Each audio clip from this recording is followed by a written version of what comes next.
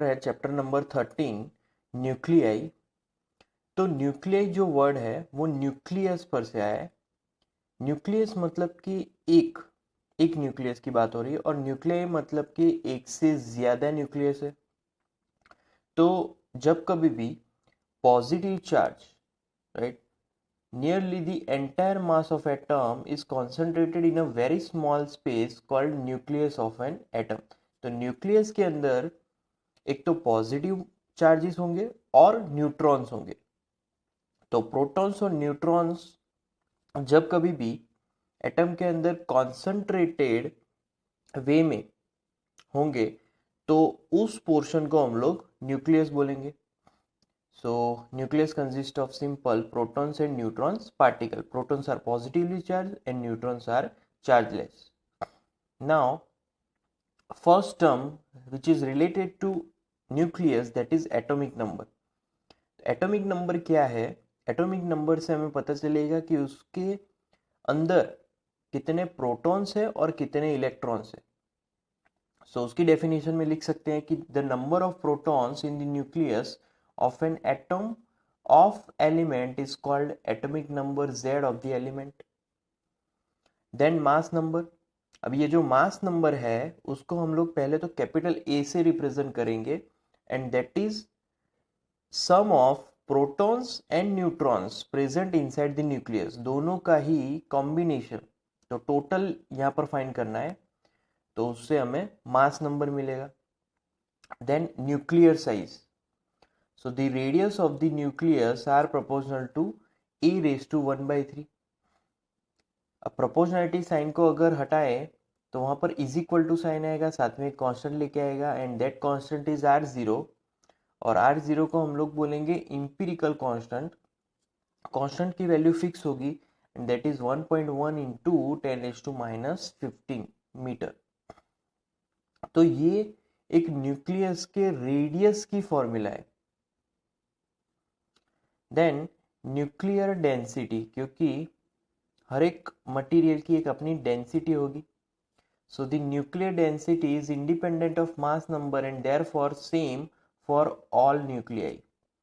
जो भी हमारे पास एलिमेंट है वो सारे के सारे जितना भी उनके उसके पास न्यूक्लियस है, सभी न्यूक्लियस की डेंसिटी सेम होगी। Density formula simple mass upon volume. यहाँ पर अगर न्यूक्लियस की फाइंड करना चाहे तो mass of nucleus upon volume of nucleus. So density rho is equal to 3m upon 4πr⁻³ तो ये हो गई डेंसिटी फाइंड करने की फॉर्मूला। और यहाँ पर जो m है वो है एवरेज मास ऑफ न्यूक्लियर, क्योंकि अलग अलग न्यूक्लियस के थोड़े से मास वेरी करेंगे तो यहाँ पर हमें एवरेज फाइंड कर देना है सभी न्यूक्लियस का sum upon number of nucleus. Then atomic mass unit AMU। तो ये एक यूनिट है मास का। अब इस मास का यूनिट में हमें उसको फाइंड करने के लिए क्या करना है? तो सिंपल एक कार्बन के न्यूक्लियस का मास लेना है, उसको 12 से डिवाइड कर देना है। सो 12th part of mass of carbon nucleus, उसको हम लोग AMU बोलेंगे और उस AMU को रिप्रेजेंट करेंगे स्मॉल u से। So 1 AMU is equal to 1.992678 into 10⁻⁻27 upon 12, क्योंकि जो भी कार्बन है उसका एटॉमिक मास 12 है, 6C12। तो इसीलिए वहां पर हम लोग 12 से डिवाइड कर रहे हैं तो वो वैल्यू मिलेगी 1.6 into 10⁻⁻27 kilogram. That is approximately nearly to the proton mass, right. And energy according to that, क्योंकि हर एक मास के अकॉर्डिंग उसकी एक एनर्जी होती है और उसकी एनर्जी होगी 931 mega electron volt. Now isotopes. So isotopes किसको बोलेंगे? जब एटॉमिक नंबर सेम होंगे बट मास नंबर अलग अलग होंगे तो ऐसे एटम्स को हम लोग ऐसे आइसोटॉप्स बोलेंगे, जैसे कि deuterium, hydrogen, tritium. These are isotopes. क्यों? क्योंकि उसके मास नंबर अलग अलग है बट एटॉमिक नंबर तीनों के 1 है और मास नंबर रिस्पेक्टिवली 1 2 3 है। Then isobars, the atom of different elements having same mass number but different atomic number। अब mass number same but atomic number different. तो पहला है 1H3 tritium, then helium 2 helium 3, then sodium, right, and neon. तो ये सारे के सारे isobar है क्योंकि इनके मास नंबर सेम है बट एटॉमिक नंबर अलग पड़ गए। देन आइसोटोन, आइसोटोन मतलब कि उनके जो एटॉमिक नंबर्स है वो अलग अलग है, मास नंबर भी अलग अलग है, बट न्यूट्रॉन्स नंबर सेम है। तो atomic number, atomic mass, atomic numbers अलग अलग है but numbers of neutrons are same. So पहला है अगेन सेम ट्रिटियम, बट यहाँ पर हीलियम का जो एलिमेंट है वो 2 हीलियम 4 लेना है। सो 3 - 1 2, 4 - 2 2, 6C 14, 8O 16। तो दोनों में ही अगर आप फाइंड करोगे तो दोनों में ही 8 8 न्यूट्रॉन्स है। यहाँ पर कितने न्यूट्रॉन्स हैं? तो यहाँ पर 2 2 न्यूट्रॉन्स है दोनों में, राइट। तो वैसे एलिमेंट्स को हम लोग आइसोटोन्स बोलेंगे। Then isomers, atoms having the same mass number and the same atomic number। Mass number भी सेम है, एटॉमिक नंबर भी सेम है, बट जो रेडियो एक्टिव प्रॉपर्टीज है वो अलग पड़ जाती है, उसको हम लोग आइसोमर्स बोलेंगे, राइट। देन न्यूक्लियर फोर्स, तो न्यूक्लियर फोर्स एक ऐसा फोर्स है कि जिसमें न्यूक्लियस के अंदर रहने वाले पार्टिकल्स के बीच ये फोर्स लगने वाला है। न्यूक्लियर फोर्स को स्ट्रॉन्ग फोर्स भी बोला जाता है। तो न्यूक्लियर फोर्स एक तो स्ट्रॉन्गेस्ट फोर्स है नेचर का। तो उसकी क्वालिटीज क्या है ये देख लेते हैं। पहला तो न्यूक्लियर फोर्स शॉर्ट रेंज और ऑलवेज एट्रैक्टिव फोर्स है। वो कभी भी सेंट्रली नहीं लगता, नॉन सेंट्रल है, अलग अलग मतलब सेंटर की अलावा भी दूसरी जगह पे लगेगा, और वो नॉन कंजर्वेटिव फोर्स है क्योंकि वहां पर कंजर्वेशन नहीं हो रहा। इट इज नाइदर ग्रेविटेशनल और nor electrostatic force. Electrostatic means उसके चार्जेस की वजह से ये फोर्स लगने वाला नहीं है। देन वो चार्ज के इंडिपेंडेंट है क्योंकि न्यूट्रॉन्स के बीच भी यहाँ पर ये फोर्स लग रहा है। न्यूट्रॉन्स के पास कोई भी चार्ज नहीं है फिर भी वहाँ पर फोर्स लग रहा है। ऐसा कहा जाएगा कि वो चार्ज के इंडिपेंडेंट फोर्स है। It is 100 times that of electrostatic force and 10⁻38 times that of gravitational force, right. तो दोनों से ही ये फोर्स स्ट्रॉन्ग है, इलेक्ट्रोस्टैटिक से 100 टाइम्स और ग्रेविटेशनल फोर्स से 10⁻38 टाइम्स।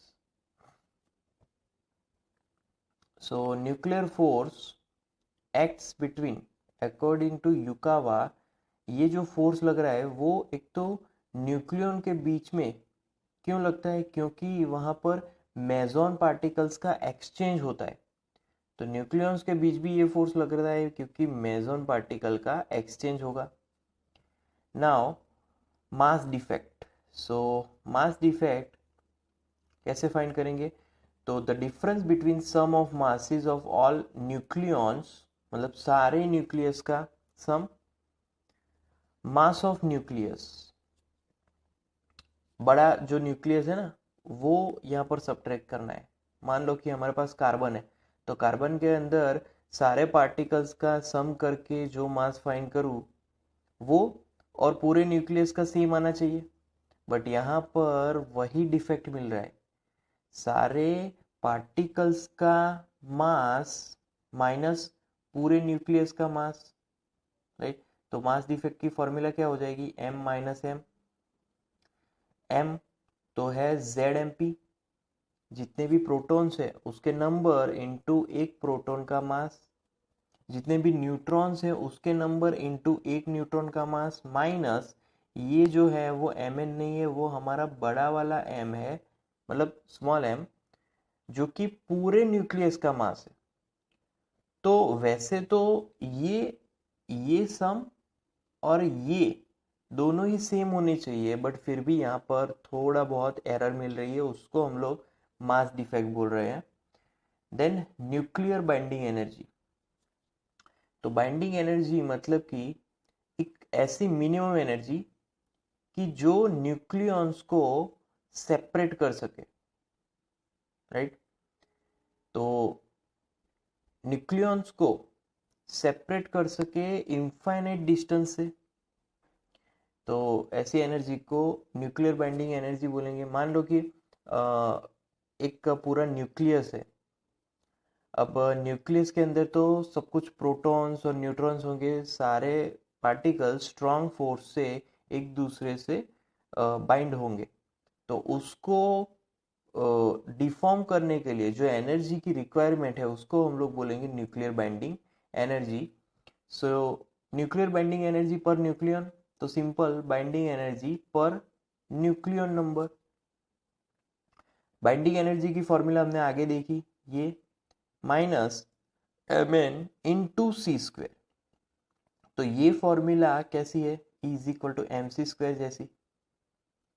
तो यहाँ पर जो m है वो है मास डिफेक्ट, तो मास डिफेक्ट की यहाँ पर फॉर्मूला लिख ली, राइट। तो बाइंडिंग एनर्जी की ये फॉर्मूला है। Now packing fraction, P is equal to exact nuclear mass minus mass number upon mass number. So m minus a upon capital M. So the larger the value of packing friction, greater is the stability of nucleus. So the nuclei containing even number of protons and even number of neutrons are most stable. तो जो भी nucleus के even protons है और even neutrons है तो वो सबसे स्टेबल न्यूक्लियस होगा। Nuclei containing odd number of protons, odd number of neutrons are the most unstable, मतलब कि वो ज्यादा स्टेबल नहीं होगा। Radioactivity, radioactivity means जो भी हैवियर न्यूक्लियस है वो अपने अंदर में से कुछ डिफरेंट टाइप्स ऑफ रेडिएशन को एमिट करके लाइटर एलिमेंट्स में कन्वर्ट होते हैं। That process is known as radioactivity. तो यहाँ पर इस प्रोसेस में एग्जैक्टली क्या हो रहा है, जो हैवियर न्यूक्लियस है वो अनस्टेबल होंगे जिसको हम लोग रेडियो एक्टिव एलिमेंट बोलेंगे। वैसे अनस्टेबल न्यूक्लियस कंटिन्यूअसली एक रेडिएशंस एमिट करते रहते हैं, अल्फा बीटा और गैमा जैसे। तो उस रेडिएशन की एमिशन की प्रोसेस को हम लोग रेडियो एक्टिविटी कहेंगे। Radiations emitted by a radio active element. तो यहाँ पर तीन टाइप के रेडिएशंस एमिट होने वाले हैं, अल्फा बीटा एंड गैमा।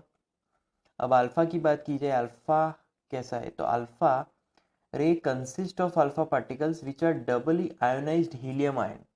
मतलब कि अल्फा पार्टिकल और कुछ नहीं, 2 हीलियम 4 का ही कॉन्फ़िगरेशन है। एक अल्फा पार्टिकल मतलब हीलियम निकला, दूसरा अल्फा पार्टिकल 2 हीलियम 4, तीसरा 2 हीलियम 4, राइट। वैसे then beta rays are consist of fast moving electrons. Beta और कुछ नहीं, इलेक्ट्रॉन्स का ही एक पार्ट है, इलेक्ट्रॉन्स पार्टिकल का ही बीटा रेज बना हुआ है। Gamma rays are electromagnetic rays, वो न्यूट्रल है, उसके पास कोई भी चार्ज नहीं है। तो जब कभी भी alpha particle radio active elements में एमिट होगा तो फिर नया न्यूक्लियस कैसा होगा, तो मान लो कि मेरे पास ये रेडियो एक्टिव एलिमेंट है ZXA और वहां पर अल्फा पार्टिकल एमिट हुआ, बाहर निकला। तो तब मेरा जो नया न्यूक्लियस होगा उसमें एटॉमिक नंबर में 2 की डिक्रीज होगा और एटॉमिक मास में 4 का रिडक्शन होगा। एटॉमिक नंबर में 2 का रिडक्शन और एटॉमिक मास में 4 का रिडक्शन, तो वो अल्फा डीके प्रोसेस होगा। Now beta particle is emitted by a nucleus, its atomic number is increased by 1।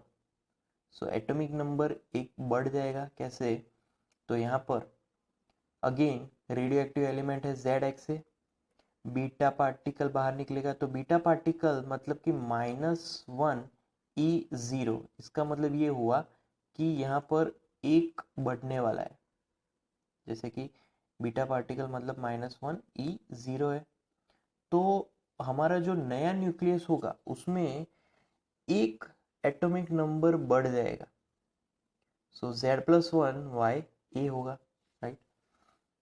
तो वो उसको हम लोग बोलेंगे बीटा एमिशन, और यहाँ पर जो एटॉमिक मास है वो एज इट इज रहेगा। देन गैमा पार्टिकल, तो gamma particle emitted by nucleus, its atomic number and mass number remain unchanged।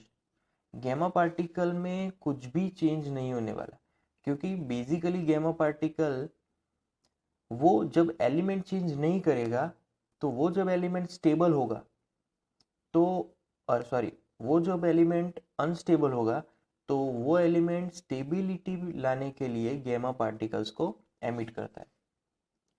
Radio active DK law, so radio active DK law, जो rate of disintegration है, rate of disintegration मतलब कि जो भी radio active element radiations emit करता है तो वो कुछ रेट, मतलब कि कुछ रेट से रेडिएशंस एमिट करता है, उसकी भी एक रेटिंग होगी कि हाँ इतने सेकंड्स में इतने पार्टिकल्स बाहर निकल गए, इतना डिसइंटीग्रेशन हुआ, इतना डीके हुआ, 5 सेकंड में इतना हुआ। तो टाइमिंग के हिसाब से जो रेडिएशंस एमिट हो रहे हैं उसको बोलेंगे rate of disintegration. So the rate of disintegration of radioactive element at any instant is directly proportional to the number of radioactive elements atoms present in the sample at that instant। तो radioactive atom जितना ज़्यादा होगा, मतलब कि मान लो कि किसी radioactive element में 300 एटम्स है और दूसरे रेडियोएक्टिव एलिमेंट के पास 150 एटम है, राइट। तो 300 वाला ज़्यादा रेट से डिसइंटीग्रेट करेगा क्योंकि उसके पास एटम ज़्यादा है, बट 150 वाला इतनी ज़्यादा डिसइंटीग्रेशन नहीं कर पाएगा क्योंकि उसके पास नंबर ऑफ एटम्स कम है। So rate of disintegration formula -dN/dt proportional to n। So if we remove proportionality sign तो एक कांस्टेंट आएगा, that is lambda. So -dN/dt is equal to lambda into n, and lambda is called decay constant. So the number of atoms present undecay in the sample at any instant n is equal to n0 e raised to minus lambda t। तो ये जो formula है वो जो भी sample है हमारा radioactive sample, उसके अंदर अनडीकेड नंबर ऑफ एटम्स जो भी अभी रहे हैं, मतलब कि जो डीके होने वाले हैं बट अभी हुए नहीं है, उसको फाइंड करने की ये फॉर्मूला है n is equal to n0 e raised to minus lambda t। सो n0 is the number of atoms at the time t is equal to 0, मतलब t is equal to 0 time पे तो वो maximum होंगे, अभी decaying हुआ ही नहीं है। और n is the number of atoms at the time t, थोड़ा डीके होगा जब टाइम थोड़ा सा इलेप्स होगा, तब थोड़ा होगा तो तब हमारा जो कैपिटल n है वो नंबर ऑफ एटम्स जो रहे हैं अंदर वो। Now half life of radio active element, so the time is which the half number of atoms present initially in any sample decays is called half time।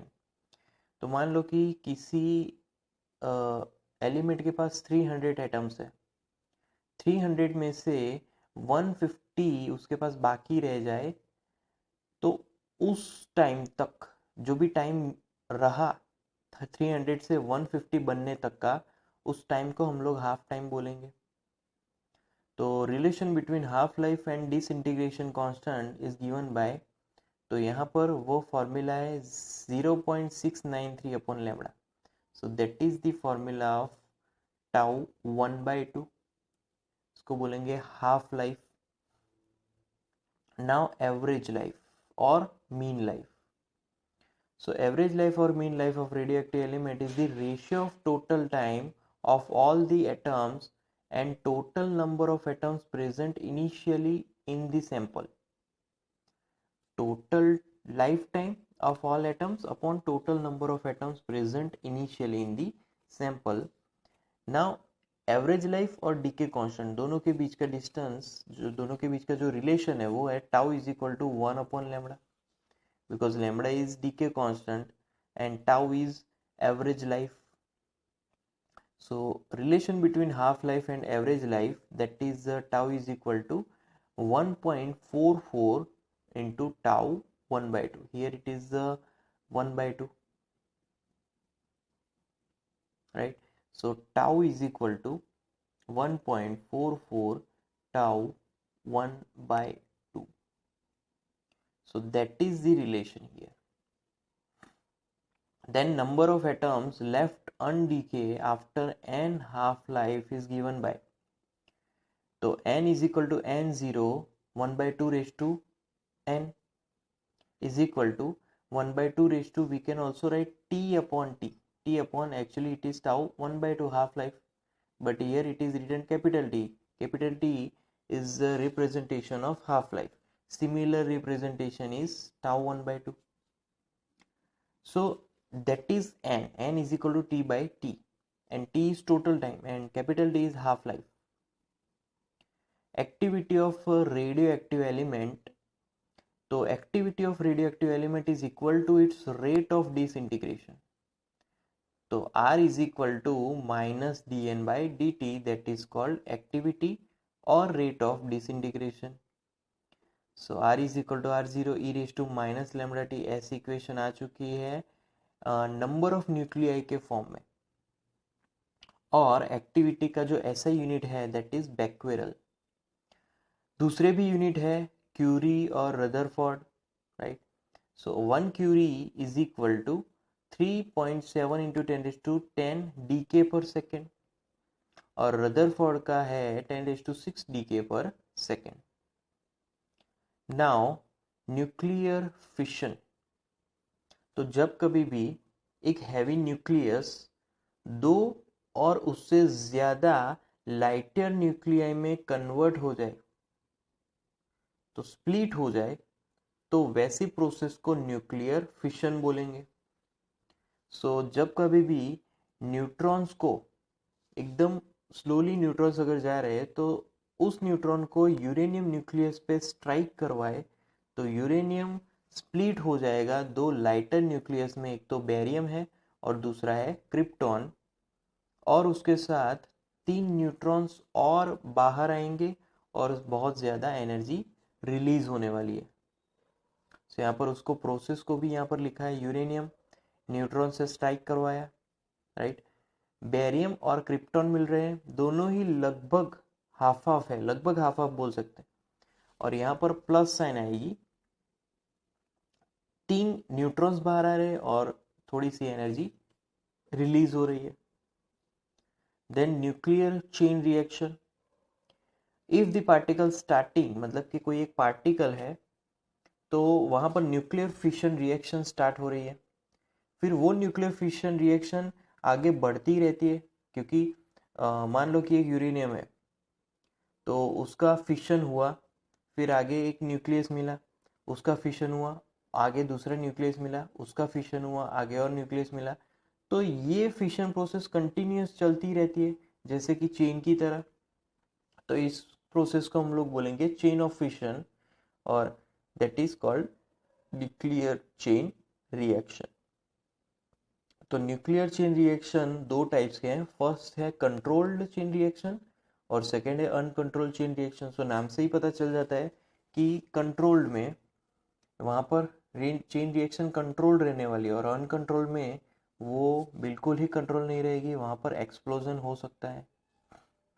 So control कैसे करेंगे, तो उसके लिए डिवाइस है न्यूक्लियर रिएक्टर. तो यहाँ पर पूरे न्यूक्लियर रिएक्टर की डायग्राम दी गई है, राइट? तो न्यूक्लियर रिएक्टर कैसे वर्क करता है, तो यहाँ पर बेसिकली हम लोग अपना जो रेडियो एक्टिव एलिमेंट है उसको रखने वाले हैं. रेडियो एक्टिव एलिमेंट में जब कभी भी प्रोसेस होगी तब वो बहुत सारी एनर्जी रिलीज करेगा and that energy is in the form of heat energy. तो हीट एनर्जी यहाँ से आगे जाएगी, पंप के द्वारा आगे बढ़ेगी। अब यहाँ पर वाटर है, पानी है, यहाँ से एनर्जी जा रही है हीट एनर्जी, वो क्या करेगी, पानी को गर्म करेगी। तो पानी का स्टीम बनेगा, क्योंकि पानी जब कभी भी बहुत ज़्यादा गर्म होता है तो स्टीम बनेगा, और उस स्टीम को हम लोग आगे बढ़ा के यहाँ से फिर आगे टरबाइन है। तो स्टीम के प्रेशर की वजह से यहाँ पर टरबाइन जो है वो रोटेट करना स्टार्ट कर देगा, और उस रोटेशन से फिर यहाँ पर हम लोग इलेक्ट्रिकल एनर्जी को जनरेट करेंगे। तो न्यूक्लियर रिएक्टर से मिलने वाली एनर्जी बहुत ही ज़्यादा होगी, और उससे हम लोग ज़्यादा इलेक्ट्रिसिटी को फॉर्म जनरेट कर सकते हैं। फिर ये प्रोसेस यहाँ पर आके रुकने वाली नहीं है। यहाँ से पानी जो कि बहुत ही गर्म है उसको कोल्ड मतलब कि ठंडा किया जाता है, जिससे वापस हम लोग उसका यूज़ कर सके। यहाँ पर ठंडा पानी वापस पहुँच गया, ठंडा पानी यहाँ पर पहुँच गया, वापस उसको गर्म किया जाता है, वापस आगे बढ़ के वो टरबाइन को प्रेशराइज करेगा घूमने के लिए, फिर वापस यहाँ से वो आगे बढ़ेगा, ठंडा होकर वापस यहाँ पर पहुँचा। तो ये प्रोसेस कंटिन्यूसली चलती रहेगी कि जिससे हमें ज़्यादा से ज़्यादा एनर्जी मिले। तो यहाँ पर जो न्यूक्लियर रिएक्टर है वहाँ पर एज अ फ्यूल हम लोग कौन से एलिमेंट्स यूज़ करेंगे? 92 यूरेनियम 235 यूज़ कर सकते हैं, 92 यूरेनियम 238, 94 यूरेनियम 239, तीनों को एज अ फ्यूल यूज़ कर सकते हैं। फिर आता है मॉडरेटर, क्योंकि मॉडरेटर का यूज़ हम लोग अंदर न्यूक्लियर रिएक्टर में करने वाले हैं। तो मॉडरेटर एज अ मॉडरेटर पहला हैवी वाटर यूज़ कर सकते हैं, ग्रेफाइट, बेरिलियम ऑक्साइड। क्यों करेंगे? क्योंकि जब कभी भी कोई न्यूक्लियर रिएक्शन होती है तो बहुत ही फास्ट न्यूट्रॉन्स वहाँ पर प्रोड्यूस होंगे। अगर उसको हम लोग कंट्रोल नहीं कर पाएंगे तो फिर वहाँ पर एक्सप्लोजन हो सकता है। तो उसको कंट्रोल करने के लिए हमें उसको स्लो डाउन करना पड़ेगा। सो स्लो डाउन करने के लिए हम ये तीनों मॉडरेटर का यूज़ करेंगे। तो इसीलिए ये प्रोसेस चलती रहेगी, अदरवाइज क्या होगा, वहाँ पर एक्सप्लोजन हो जाएगा। देन कूलेंट, हमने आगे देखा था कि पानी को ठंडा भी करना है और उसको फिर से रीयूज़ करना है, तो उसके लिए ठंडा पानी यूज़ कर सकते हैं, लिक्विड ऑक्सीजन भी यूज़ कर सकते हैं, राइट। तो यहाँ पर उसको ठंडा कर सकते हैं कि वापस उस पानी का हम लोग यूज़ कर पाए। देन कंट्रोल रॉड्स, कैडमियम या फिर बोरोन का यूज़ करेंगे। अब कंट्रोल रॉड्स का क्या यहाँ पर यूज़ है, तो वो न्यूट्रॉन्स के एब्जॉर्बर है, न्यूट्रॉन्स को एब्जॉर्ब कर लेंगे। अब यहाँ पर एक्सप्लोजन होने का दूसरा एक वे है कि ज़्यादा अगर न्यूट्रॉन बन गए तो भी हम लोग उस रिएक्शन को कंट्रोल नहीं कर पाएंगे। तो दो चीज़ है, एक तो न्यूट्रॉन्स फास्ट नहीं होने चाहिए और ज़्यादा न्यूट्रॉन्स नहीं होने चाहिए। तो फास्ट का तो हमने मॉडरेटर से एक सॉल्यूशन ला लिया, और न्यूट्रॉन के एब्जॉर्प्शन का भी यहाँ पर सॉल्यूशन ला लिया कि जिससे ज़्यादा न्यूट्रॉन ना हो जाए। तो उसके लिए हम लोग कंट्रोल रॉड्स यूज़ करते हैं। ये कंट्रोल रॉड्स हम लोग फ्यूल के नज़दीक रखने वाले हैं कि जिससे न्यूट्रॉन्स की जो संख्या है वो ज़्यादा ना बढ़ जाए। So atom bomb working is based on uncontrolled chain reaction, और nuclear reactor working is based on control chain reaction. Then nuclear fusion, nuclear fusion fission से एग्जैक्टली ऑपोजिट प्रोसेस है कि जब कभी भी दो लाइटर न्यूक्लियर है उन दोनों को इकट्ठा करें, they are fusing together to form one heavy nucleus, that is called nuclear fusion reaction। तो 3 ड्यूटेरॉन न्यूक्लियाई एक दूसरे को फ्यूज कर रहे हैं और 21.6 मेगा इलेक्ट्रॉन वोल्ट जितनी एनर्जी रिलीज कर रहे हैं। सो nucleus of helium is formed. तो तीन ड्यूटेरॉन इकट्ठा हो रहे, एक हीलियम बना रहे, एक हाइड्रोजन रिलीज हुआ, एक न्यूट्रॉन रिलीज हुआ और इतनी एनर्जी रिलीज हुई। तो फिशन हो या फ्यूजन हो दोनों में ही एनर्जी रिलीज होती है और नए पार्टिकल्स फॉर्म होते हैं। सो यहाँ पर भी बहुत ही ज़्यादा एनर्जी रिलीज होती है। सो पहला nuclear fusion takes place at very high temperature, approximately 10⁻⁷ Kelvin, and at very high pressure 10⁻⁶ atmosphere. तो इतने टेम्परेचर और इतने प्रेशर में ही ये प्रोसेस मिलने वाली है. Hydrogen bomb is based on nuclear fusion. The source of sun's energy is the nuclear fusion taking place at the sun, right? तो सन की जो एनर्जी यहाँ हम तक पहुँच रही है वो न्यूक्लियर फ्यूजन प्रोसेस के कारण ही हम तक पहुँचती है. उसके बाद आता है thermo nuclear energy. So the energy release during nuclear fusion is known as thermonuclear energy. Protons are needed for fusion while neutrons are needed for fission process, right?